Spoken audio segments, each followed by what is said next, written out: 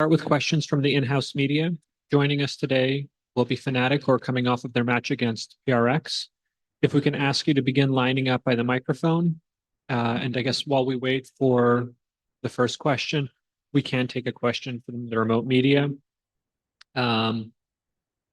Gabriel, would you like to start us from the remote media? Yes, hi. I'm Gabriel from Big Gamer Agency.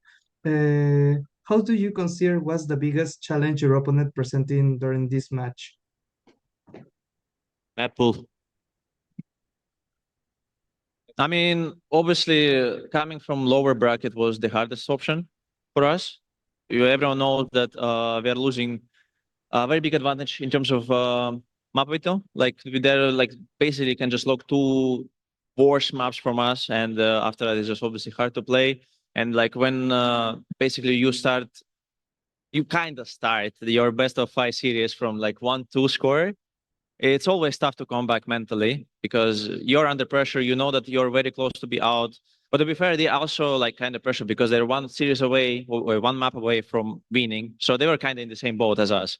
And obviously they handled the pressure pretty well. We didn't. And obviously, I would say we also had in some way just a bad day. We were tired after the long lower bracket run. We had like already 2 matches in a row, just straight day after day. And also it was a best of 5. And obviously energy levels weren't like as high as like our first matches, for example, in this tournament. So yeah. Thank you. We'll take a question next from the in-house media. Oh, Hi all. Joe from VLR. Commiserations on the loss. This one's for Kayak, but anyone can really answer if they'd like. Kayak, you've come a long way from Apex Ascension. You've definitely proven yourself that you belong on the team, and you stated before at some point that you had some at first doubts filling in Turkish shoes as a duelist, but with time it kind of came together with you. You meshed with the team, and this is your first Masters, and you guys already placed second. And my question would be, as as time goes on, we get closer to champs. Do you think that your ceiling, the performance that you have with this team can go to new heights?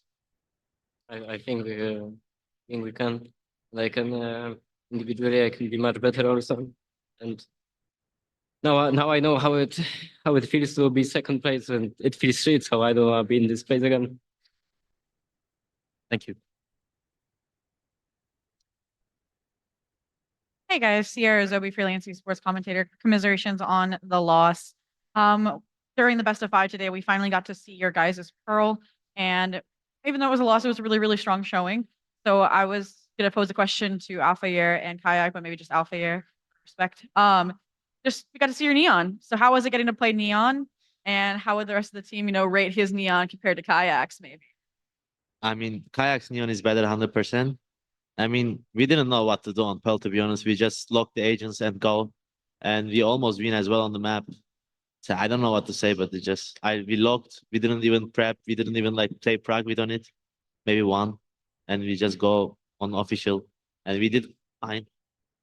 Yeah, so maybe a good map for the future. Well, thank you, and we look forward to seeing you in your next event. Thank you. Hey guys, great tournament.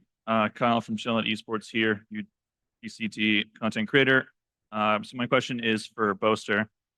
One thing that was different about PRX in this final versus previous ones where they lost is pushing through adversity. It's a skill all champions need to win, and one that you guys have had when you've won and did a good job with in this match too, just couldn't bring it home.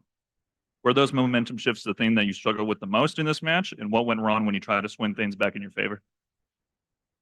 Yeah, I think PRX had a lot of energy, and they were using it to carry their game.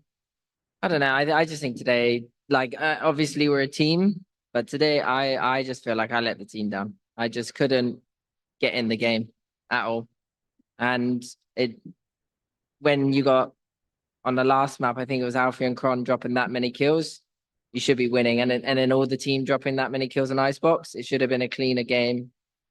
And even on the other maps too, it is what it is. But yeah, I just think PRX, I'm happy for them, but at the same time, I'm just so disappointed in myself, and I could have done more for the team.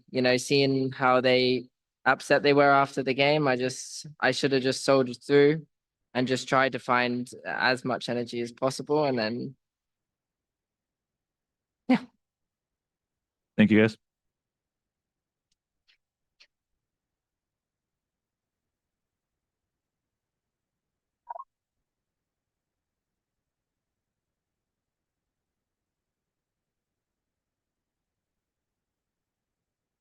Hey guys, I've got a question for Crashies. Before Pearl on the broadcast, we caught a little bit of the in-game chat, and you were putting different strats in the chat to the team. Was that a strat book from Optic or from NRG, or was that just you coming up with stuff on the fly? I don't know if it was before the game or during the game. It's probably just if it was before the game, it's our game plan. If it was during the game, it was just adaptations, things we were trying to figure out. But yeah, it was nothing like too crazy. How prepared would you say the map was on a scale of 1 to 10 before the match? On Pro, Yeah. that's so hard. They only played one side, so I think the side that we had stuff on was fine, but I just think we didn't have the solutions. I think this is sorry to cut across, Austin, Yeah. but I think going up against a team like that who just keeps doing the same thing over and over and over again, and us not having reps on the map is just super difficult to come up with like a proper solution on the fly. I think the boys managed very well overall, but ultimately, if the train wants to go B, they're just going to go B fucking 12 rounds in a row, and there's nothing we can do about it. For sure. Unlucky, guys. Hi, my name is Shio. This is a question for the coach. Kind of bittersweet for the next few stages in champs. You guys will have to see Pearl again, but also not split. So with Bind coming in and the next new map, what are your reactions to these new additions, the removes of the maps, and what are you looking forward to in the future for these maps? I'm looking forward to creativity again. I have two people on the team who really like cooking up some really nice stuff on different maps. So it's exciting, some changes are always welcome. Turnover is obviously quite short. We have the next tournament in a week and a half, I think. And after that, split 2 starts relatively quick with this new map pool. So we'll have a lot to work to do, but I think we'll be fine. Thank you.